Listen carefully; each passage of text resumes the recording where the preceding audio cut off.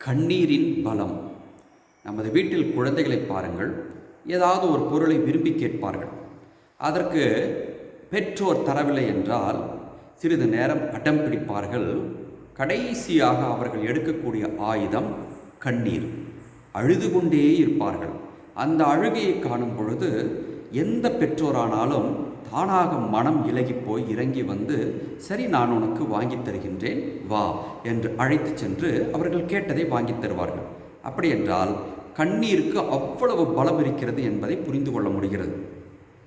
இதே ஒரு தத்துவத்தை தான் இன்றைய முதல் வாசகத்தில் எசாயா இறைவாக்கினர் புத்தகத்தில் எசேக்கியா என்ற அரசரும் பயன்படுத்துகின்றார். கடவுள் அவருக்கு, உன் வாழ்நாள் முடிந்துவிட்டது, நீ போய் உன் குடும்ப காரியங்களை எல்லாம் ஒழுங்குபடுத்தும் என்று சொல்லிவிடுகின்றார். அப்பொழுது எனக்கு ஏன் இந்த வாழ்நாள் முடிய வேண்டும், நான் என்ன தப்பு செய்தேன், இன்னும் ஒழுங்குபடுத்த வேண்டிய காரியங்கள் நிறைய இருக்கின்றது என்று அவர் வருத்தப்பட்டு, நான் ஒழுக்கமான வாழ்க்கை அல்லவா வாழ்ந்தேன் என்று வருத்தப்பட்டு ஆண்டவரை நோக்கி கண்ணீர் விட்டு கதறி அழுகின்றார். அப்படி அழுத பொழுது சாதாரண பெற்றெடுத்த குழந்தைகளை பார்த்து மனம் உருகுகின்றன. நம்மை படைத்த கடவுள் அவர், நம்மை காண தகப்பன் அவர், அவர் மனம் உருகாமல் இருப்பாரா? உருகினார். கடவுள் இறங்கி வந்து, எசேக்கியா, நான் உன் கண்ணீரை கண்டேன், ஆகவே உனக்காக உன் வாழ்நாளை நீட்டிக்கின்றேன் என்று சொல்லி அந்த கண்ணீருக்கான பலனை எசேக்கியாவுக்கு தந்து அவரது வாழ்நாளை நீடித்தார் என்பதை வாசகத்தில் நாம் கண்டுகொள்கின்றோம்.